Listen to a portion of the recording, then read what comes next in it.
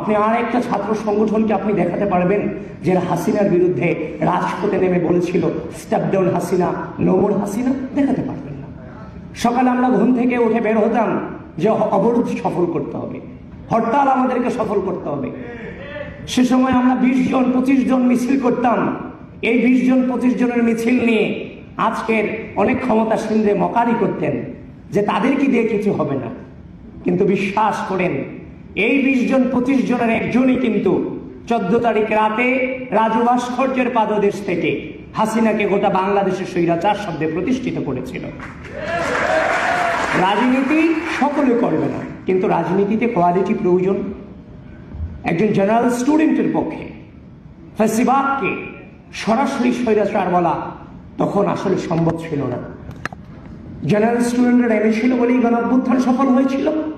কিন্তু জেনারেল স্টুডেন্টদের মাঝে মিশে হাসিনাকে স্বৈরাচার শব্দে প্রতিষ্ঠিত করার লক্ষ্যে ওই রাজনৈতিক ছেলেটাই কিন্তু হাসিনাকে স্বৈরাচার শব্দ উচ্চারণ করেছিল, যেখানে জেনারেল স্টুডেন্টরা তার সাথে গলা মিলিয়েছে। সুতরাং আমাদের কণ্ঠে আমরা হাসিনাকে স্বৈরাচার শব্দে প্রতিষ্ঠিত করেছি এবং গোটা জাতিকে শিখিয়েছি।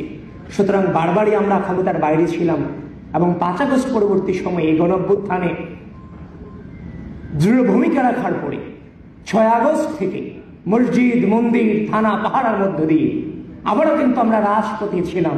সুতরাং আমরা কিন্তু ক্ষমতার 7 বিন্দু পরিমাণ গ্রহণ করার চেষ্টাটুকুও আমরা করিনি, এখনো ক্ষমতার বাইরেই আছে। তারপর বলছে দেখছো নির্বাচন পরাজয়ের কথা আসছে, যে ইলেকশনে পরাজিত হয়ে কেউ কাউকে ছেড়ে দেন। আমি সেটাকে পরাজয় বলতে চাইনি।